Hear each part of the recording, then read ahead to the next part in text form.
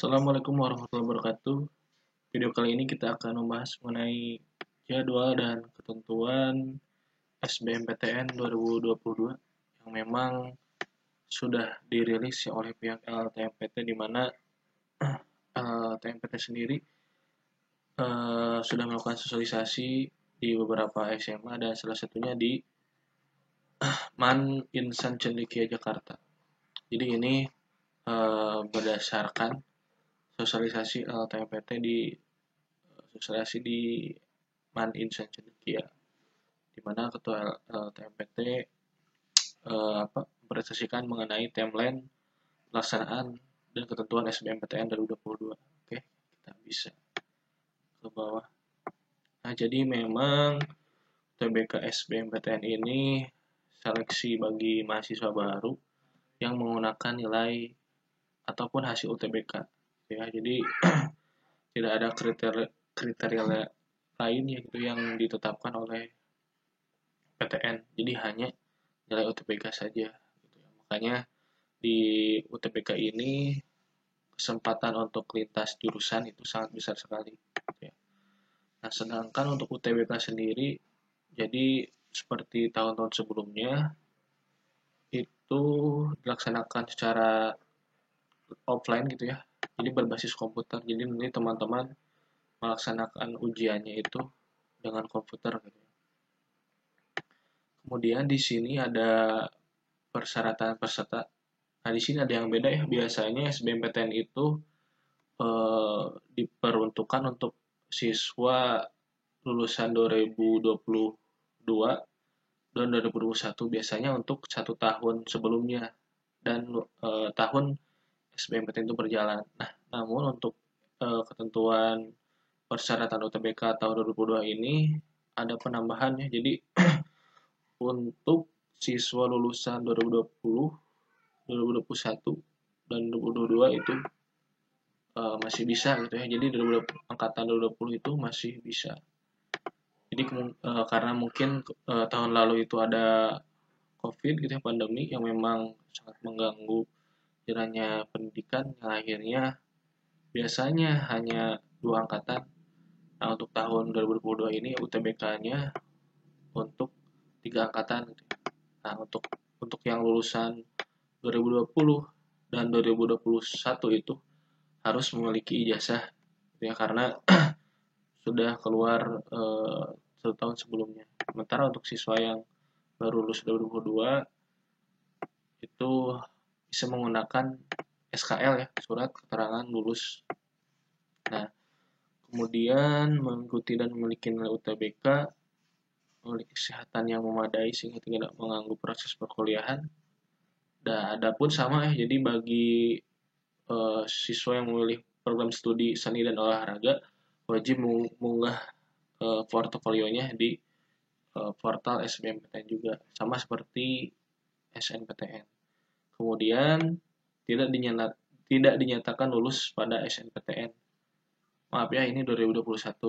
Jadi bagi kalian misalkan ya yang sudah keterima, mungkin sekarang lagi semester 3, semester 2 mungkin nanti ya.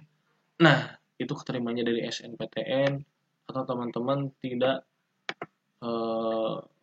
mengambil gitu ya, ketika teman-teman tahun lalu lulus di SNPTN tidak diambil, yang akhirnya gap year.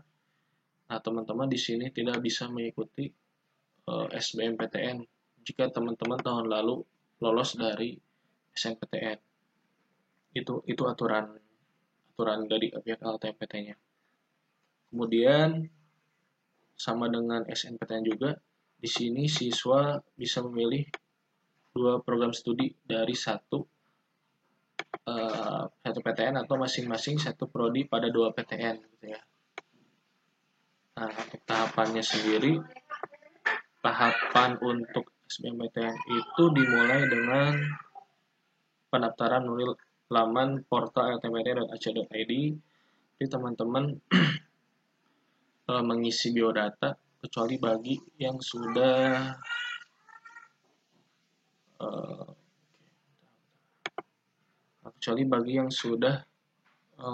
mengisi menjadi peserta SNPTN. Jadi Untuk yang SNPTN sendiri itu karena ILTMPT menggunakan single account, jadi ketika teman-teman SNPTN-nya tidak lolos tahun 2022 itu bisa dipergunakan kembali untuk yang SBMPTN gitu ya. Jadi tidak usah mengisi lagi. Nah, kemudian memilih program studi dan PTN ya paling banyak 2 prodi dalam satu PTN atau masing-masing satu prodi dalam 2 PTN yang berbeda. Nah, teman-teman di sini nanti mengunggah dokumen bagi pendaftar untuk yang program studi bidang seni dan olahraga. Nah, nanti ada terakhirnya itu pengumuman kelulusan hasil SBMPTN. Nah, jadi ada aturannya di sini, catatan bagi siswa yang dinyatakan lulus SNPTN 2002 akan ditolak untuk mendaftar. Oh ya, tadi ralat ya. Jadi untuk yang lulus di SNPTN itu misalkan SNPTN-nya lulus ya, itu secara otomatis mau diambil mau tidak itu tidak bisa mengikuti UTBK. Nah, di bagi siswa yang tadi akan lulus SNPTN akan ditolak untuk mendaftar gitu ya. Secara otomatis sistemnya seperti itu. Nah, gimana aja sih untuk tahapan proses pendaftaran di UTBK SBMPTN? Yang pertama, teman-teman registrasi akun dulu, nanti verifikasi seperti biasa melalui email, memilih menu UTBK SBMPTN pada portal LTMPT. Nah, kemudian bagi yang KIP kuliah, nah, jadi yang KIP kuliah itu sebelumnya harus membuat KIP kuliah dulu gitu ya, karena nanti akan disinkronkan gitu ya. Nah, jadi nanti admin juga akan membahas KIP kuliah di video lain ya. Nanti teman-teman bisa simak untuk video KIP kuliah seperti apa. Jadi nanti ketika sudah disinkronkan KIP kuliah itu, maka pendaftaran UTBK-nya itu gratis gitu ya. Jadi sedangkan untuk yang reguler ataupun non KIP kuliah itu pembayaran UTBK SBMPTN-nya berbayar gitu. Nah, nanti melakukan pembayaran biaya pendaftaran UTBK SBMPTN untuk yang non KIP kuliah. Kemudian yang keenam, melakukan proses pendaftaran. Nah, jadi sampai cetak kartu ya. Jadi tanda kalian sudah memfinalisasi pendaftaran UTBK SBMPTN itu sampai teman-teman bisa mencetak kartu. Nah, di cetak kartu itu ada profil teman-teman, ada jurusan pilihan kedua, pilihan 1 dan kedua teman-teman, terus lokasi ujian UTBK-nya di mana itu ada di kartunya gitu ya. Dan itu menjadi persyaratan ketika nanti teman-teman melakukan ujiannya pas hari H ujian gitu ya.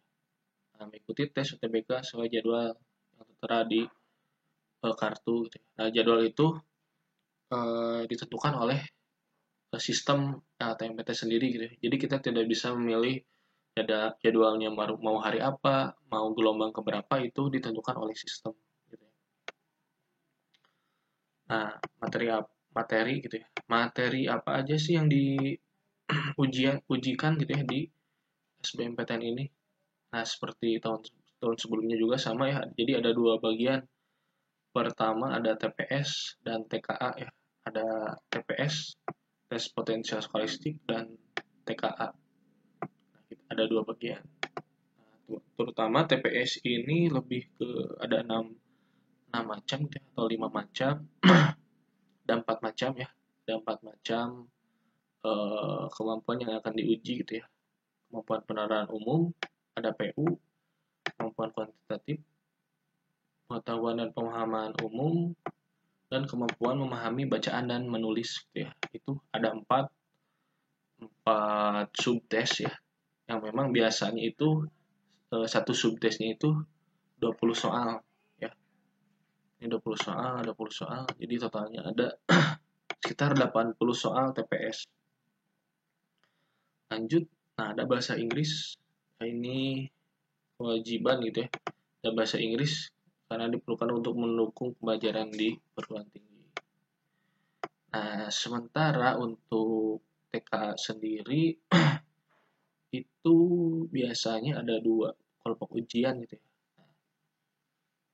Jadi dua kelompok ujian TKA itu ketika teman-teman memilih saintek gitu ya, memilih jurusan yang rumpun saintek, teman-teman TKA-nya saintek. Sementara untuk yang teman-teman rumpunnya itu soshum, itu eh, teman-teman mengerjakan TKA-nya yang soshum gitu ya. Nah, TKA yang saintek itu terdiri dari matematika, fisika, kimia, dan biologi. Sementara untuk yang soshum itu terdiri dari ekonomi, sosiologi, geografi, dan sejarah. Nah, di sini apa sih ada campurannya?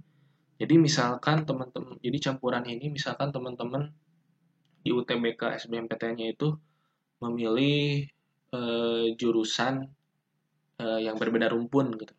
Contoh misalkan jurusan pertama itu kesehatan masyarakat. Nah, kesehatan masyarakat itu kan saintek ya. Nah, terus pilihan kedua teman-teman itu memilih manajemen. Nah, manajemen itu soshum. Jadi teman-teman akan masuk ke dalam kategori campuran, di mana teman-teman akan mengerjakan dua TKA, TKA Saintek dan TKA Soshum. Ya, dari segi waktu durasinya juga akan lama, ya, beda hampir 90 menit ya, beda 90 menit dengan yang Saintek dan Soshum. Ya, jadi ini bagi yang milih jurusannya yang Saintek aja gitu ya. Ini yang milih jurusannya yang Soshum saja. Jadi kalau bahasa Inggris sama ya, itu setiap tesnya ada. Itu ya, makanya kalau teman-teman memilih campuran itu harus diperhitungkan gitu ya, selama berapa jam ini ya,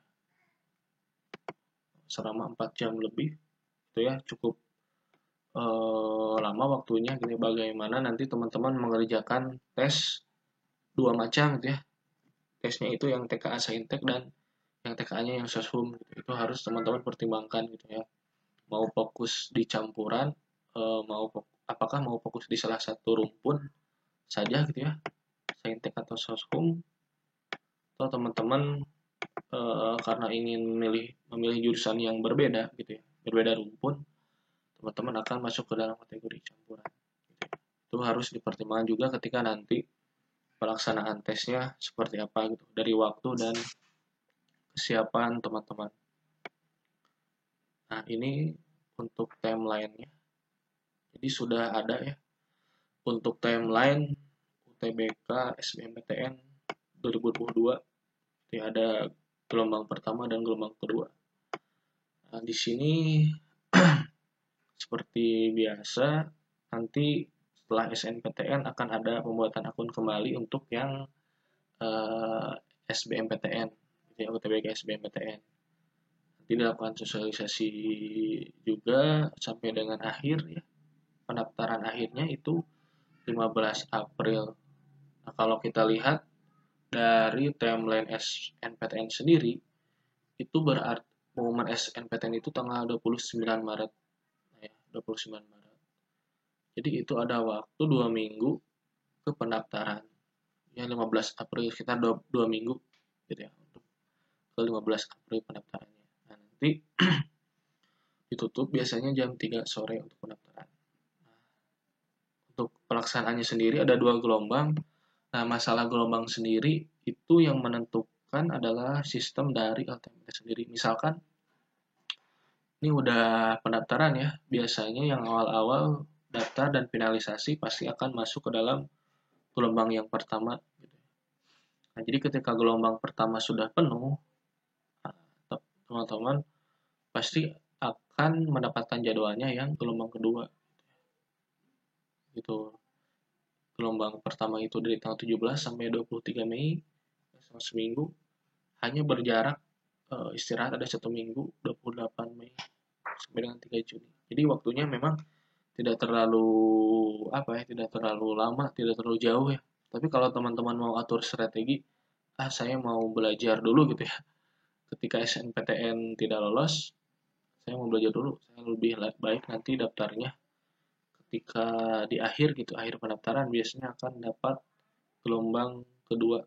Namun teman-teman jangan sampai di akhir-akhir juga gitu, takutnya nanti malah kuotanya udah habis gitu ya. Jadi diusahakan segera mungkin gitu ya untuk mendaftar.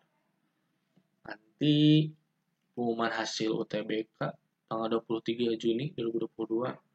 Nah, setelah itu biasanya akan daftar ulang. Jadi kalau teman-teman lolos di UTBK SBMPTN, nanti teman-teman tinggal lihat di website PTN yang teman-teman keterima. Nanti dilakukan daftar ulang. Nanti ini masa unduh sertifikat UTBK. Gitu ya, tanggal 25 sampai dengan 31 Juli. Cukup lama ya. Nah, jadi yang pertama keluar itu adalah hasilnya. Di hasil SBMPTN-nya dulu.